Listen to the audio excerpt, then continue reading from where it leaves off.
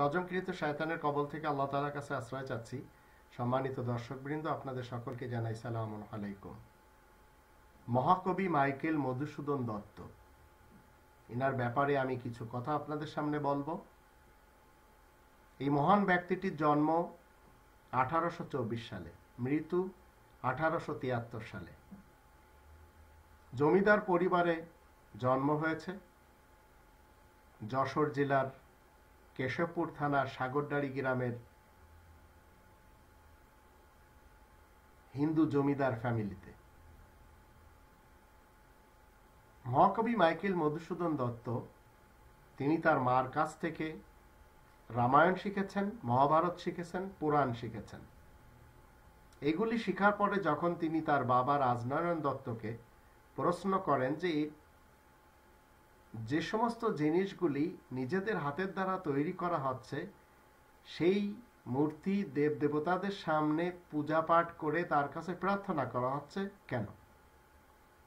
কিছুক্ষণ পূর্বে এগুলি মাটির ঢেলা ছিল, সেগুলির উপরে মেহনত করে মূর্তি তৈরি করা হয়েছে, এবার তার সামনে কেন ঝুঁকতে হবে? রাজনারায়ণ দত্তের একটি উত্তর ছিল এবং তার মা জাহ্নবী বিবির একটি উত্তর ছিল, এগুলি পরম্পরা। তখন তিনি 17 বছর জীবন পার করে ফেললেন। পাশেই ছিল কাজী লুৎফুর রহমান সাহেবের দরজগাহ, যেখানে তিনি মানুষকে কোরআন শিক্ষা দিতেন, শেখপাড়ার জামে মসজিদ। তিনি শেখপাড়ার জামে মসজিদে যে কাজী লুৎফুর রহমানের সান্নিধ্যে কোরআনের ভাষা আরবি, ফার্সি, এই দুটি ভাষা তিনি শিখলেন, কোরআন শিখলেন, ফার্সি ভাষাতে অনুবাদ শিখলেন। আস্তে করে মুসলিম হয়ে গেলেন। পেয়ে গেলেন তিনি তার প্রশ্নের উত্তর এই কোরআন থেকে। তিনি যে যুগে এই কোরআন মানলেন, বাবা জেনে ফেললেন, মাও জেনে ফেললেন, কারণ ওনার প্রশ্নের উত্তর রামায়ণে, মহাভারতে, পুরাণে ছিল না, কোরআনে ছিল তার উত্তর। কাজী লুৎফুর রহমান সাহেব তিনি ছিলেন একজন মুসলিম ব্যক্তি। ওনার সান্নিধ্যে আরবি ফার্সি শিখার পরে এই মুসলিম নামকে গোপন করলেন। সেটিও শিখলেন এই কোরআনের 16 নম্বর সূরা আর নাহালের 106 নম্বর আয়াতের দৃষ্টিতে। কারণ যে যুগে উনি কোরআন শিখেছেন, সেই যুগে কোরআন শিখা পাপ ছিল, কারণ সেই যুগটি ছিল ব্রিটিশদের শাসন।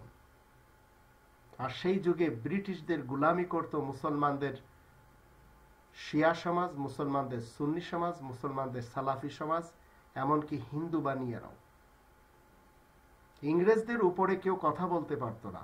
খুব কম সংখ্যক লোক ছিলেন যারা হিন্দুদের মোকাবেলা করেছেন কোরআন শিখে। এবার ইনি নিজের নামের শুরুতে লাগালেন মাইকেল, গোপন করলেন ঈমান, মিশলেন খ্রিস্টান সমাজের সাথে, চলে গেলেন বিলেতে, তাদের দেশে চলে গেলেন, ফ্রান্সে গেলেন, ভার্সাইতে থাকলেন। খ্রিস্টানদের সাথে তিনি মিশার পরে দেখলেন তারা সবচেয়ে বেশি হিন্দুদেরকে, হিন্দুস্তানের লোকদেরকে ঘৃণা করে, আর ওই সমস্ত লোকদেরকে বেশি ঘৃণা করে যারা তাদের কথা শোনে না। কারণ এই বর্ণ তাদের পছন্দ ছিল না। আবার তিনি ফিরলেন বাংলায়, লিখলেন বাংলাতে কবিতা, কাব্য। এই মহান ব্যক্তিটি একটি কবিতা লিখেছেন বঙ্গভূমির প্রতি। তার ভিতরে তিনি প্রমাণ করতে চেয়েছেন এই কোরআনের 21 নম্বর সূরা আল আম্বিয়া এর 34 এবং 35 এই দুটি আয়াত। অন্যদিকে তিনি যে 14টি অক্ষরে এক একটি লাইনের যে কবিতা তিনি লিখেছেন, এই 14টি অক্ষর তিনি চয়ন করেছেন বিসমিল্লাহির রহমানির রহিম থেকে। কোরআনের এই বিসমিল্লাহ যখন বাংলায় লেখা হয় তখন 14টি অক্ষর হয়। তিনি দুটি লকে এক ধরেছেন, এভাবে 14টি অক্ষর অনুযায়ী এই বিসমিল্লাহির রহমানির রহিমকে সামনে রেখে তিনি কবিতা লিখেছেন। প্রত্যেকটি লাইনে 14টি অক্ষর তার ছিল।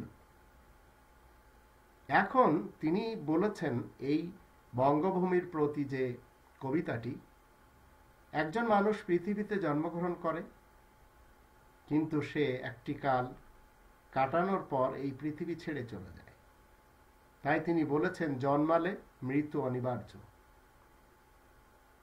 আবার তিনি কথাও বলেছেন, এই দুটি আয়াতে আমি আপনাদের সামনে তুলে ধরব, অমর নেই কারোর, কেউ অমর নয় এই পৃথিবীতে। আবার জীবনকে নদীর সাথে তিনি বহমান নদীর মতো মনে করে তিনি বলেছেন যে জোয়ার ভাটার মতো এই নদী যেভাবে চলে, কারণ ওনার সামনে ছিল কপোতাক্ষ নদী। এই লোকটি মৃত্যুর ভয় করেননি কখনো, কারণ মৃত্যুর ব্যাপারে তিনি জেনেছেন এটি একটি স্বাদ গ্রহণ করতে হবে। আসুন ওই দুটি আয়াতে দেখিনি। এখানে আল্লাহ রাব্বুল আলামিন বলছেন ওমা জাআলনা লিবাশারিম মিন ক্বাবলিকাল খুলদ, আর আমি কোনো মানুষকে তোমার পূর্বে চিরস্থায়ী জীবন দেইনি। আফাই মিত্তা ফাহুমুল খালিদুন, তাহলে তুমি যদি মৃত্যুবরণ করো অন্য মানুষেরা কি চিরকাল থাকবে? কুল্লু নাফসিন যায়িকাতুল মাউত, প্রত্যেকটি মানুষকে মৃত্যুর স্বাদ গ্রহণ করতে হবে। অনাবলুকুম বিশাররি ওয়াল খায়রি ফিতনা, আর ভালো এবং মন্দ দিয়ে আমি পরীক্ষা করি। ওয়া ইলাইনা তুরজাউন, আর আমার দিকে তোমরা সবাই প্রত্যাবর্তন করবে। এরপরে এই মহান ব্যক্তিটি এই কবিতার ভিতরে বলতে চেয়েছেন যে আমাকে যেন বঙ্গদেশের লোকেরা মনে রাখে, তার জন্য তিনি এমন কিছু কবিতা, এমন কিছু কাব্য আর এমন কিছু কথা লিখে গেছেন যেগুলি একটু বিশ্লেষণ করার ক্ষমতা অন্তত আজকে আমি দেখছি। আমার বাড়ি আমি ওনার প্রতিবেশী, কিন্তু আমি দেখছি আমাদের দেশে এমন লোকদের জন্ম কম। রবীন্দ্রনাথকে নিয়ে সবার মাথা ব্যথা, রবীন্দ্রনাথকে নিয়ে সবাই গবেষণা করে যাচ্ছে, কিছু কিছু লোক নজরুলকে নিয়েও। কিন্তু মাইকেল মধুসূদন দত্তের ব্যাপারে হিন্দু সমাজে খুব কম সংখ্যক লোক আমি দেখতে পাই, মুসলমানদের মধ্যে নেই বললেই চলে। কিন্তু এই মহান ব্যক্তিটিকে বেশি ঘৃণা করেছেন সেই যুগের হিন্দু মৌলবাদ, কাছে টেনে নিয়েছেন মুসলিম ওই লোকেরা যারা কোরআন প্রিয়। এখন আপনাকে আমাকে জানতে হবে, যারা তার ব্যাপারে বলছেন যে উনি বাপটাইজ করেছেন বা উনি খ্রিস্টান ধর্মে দীক্ষিত হয়ে জীবন কাটিয়েছেন, এটি ছিল ওনার শুধুমাত্র তাদের সাথে মিশে তাদের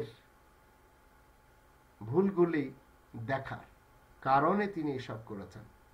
মূলত নোবেল প্রাইজের উপযুক্ত থাকা সত্ত্বেও তাকে নোবেল কেন দেওয়া হয়নি? কারণ তিনি কোনোদিন ইংরেজদের চাটুরিকতা করেননি। সত্যকে যেভাবেই হোক তিনি তুলে ধরার চেষ্টা করেছেন।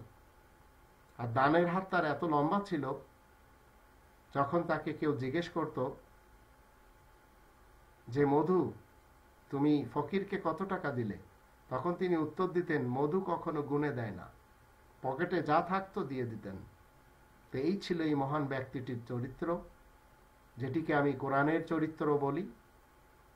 আজ তাকে নিয়ে গবেষণা করার মতো লোকের অভাব রয়েছে স্বাধীন বাংলাদেশে প্লাস পশ্চিম বাংলায়। আল্লাহ আমাদের সবাইকে তৌফিক দান করুন, আমরা সত্য কথাগুলি যেন যেভাবেই হোক জনগণের সামনে তুলে ধরে জীবন কাটিয়ে চলে যেতে পারি।